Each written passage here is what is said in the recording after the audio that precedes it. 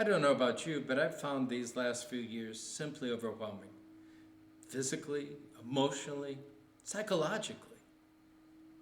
They simply wear me down.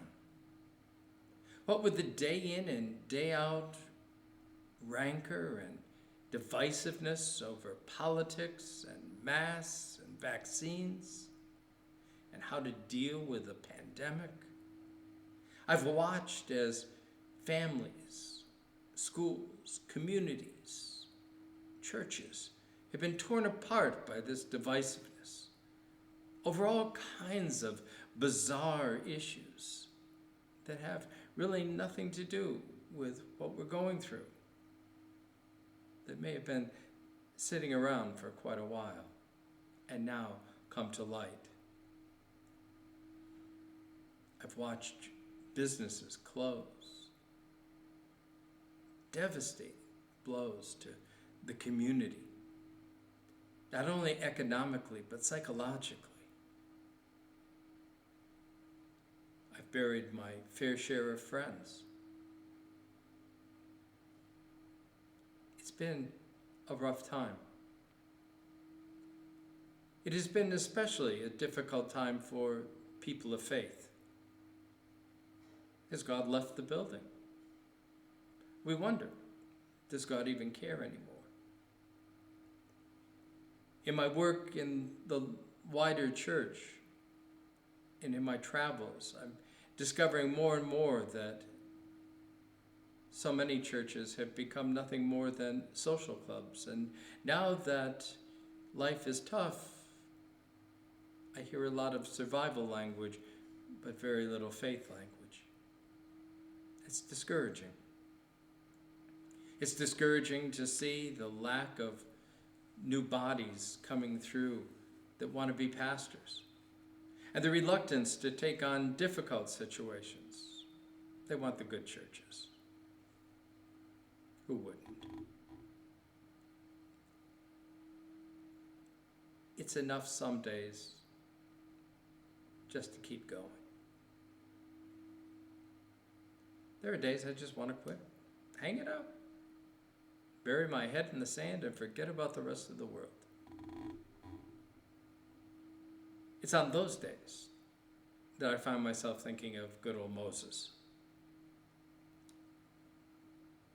He didn't ask for his life that he got dealt. God chose him. He chose him, gave him an impossible mission.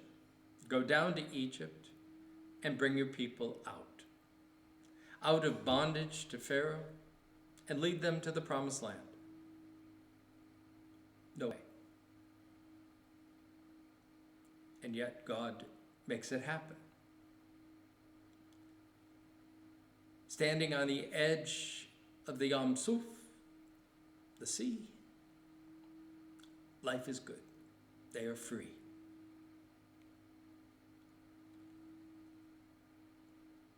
Little did they know that there would be a 40-year quarantine in the wilderness,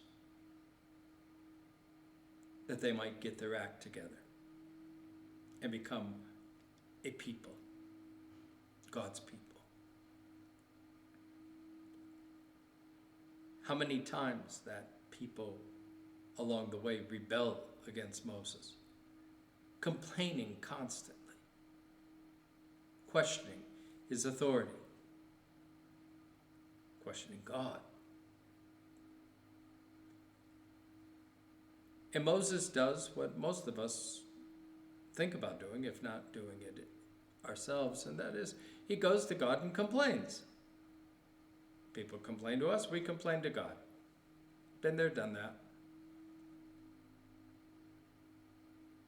But God doesn't relieve Moses of his duties. Instead, he fixes the problem. No food? I'll send this manna. What is it? This flaky stuff. No water? Hit the rock.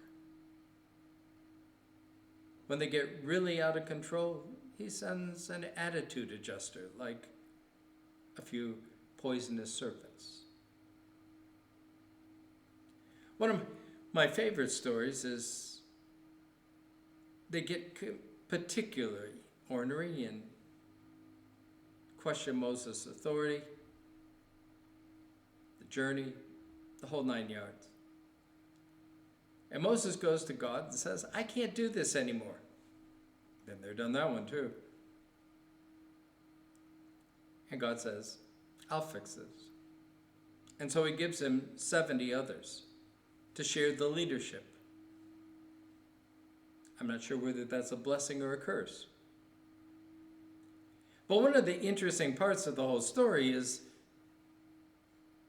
that there were two, Eldad and Medad, who remained in the camp and didn't get the authorizing spirit that happened in the tent. And yet they seem to be going about the work unauthorized. And people complain. They don't have the right credentials. To which Moses replies, oh, if all of Israel had faith like they did, we'd be better off. Unauthorized, crazy people. They seem to be the gifts of God in the midst of these years.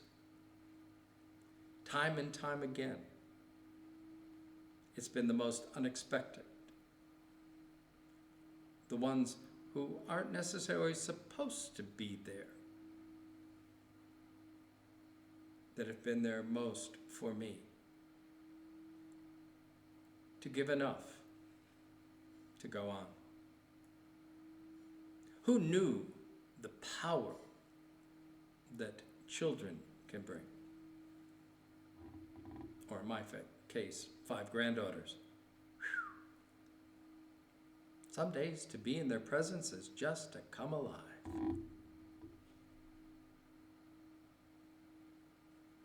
Or to discover a mom who seems intent on keeping my feet to the fire.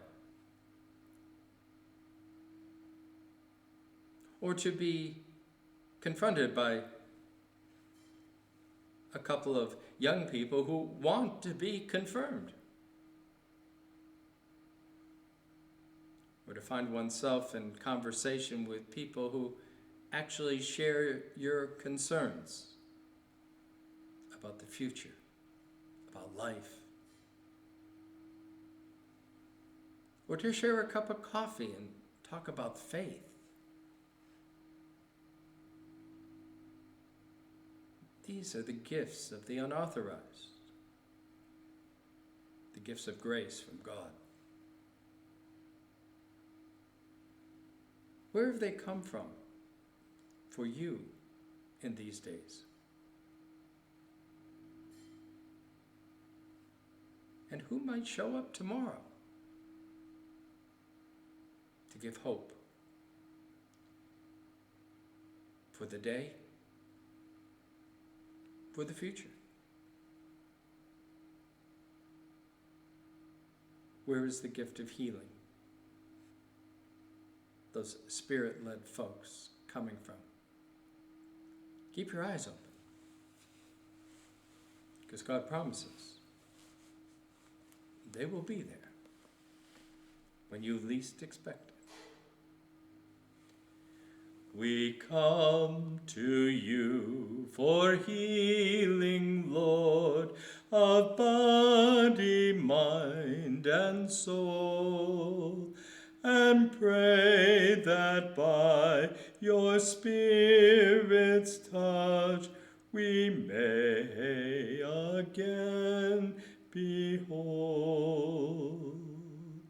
You touch us through physician skills, through nurses' gifts of care, and through the love of faithful friends who lift our lives in prayer. When nights are long with wakefulness, through days when strength runs low. Grant us your gift of patience, Lord, your coming peace.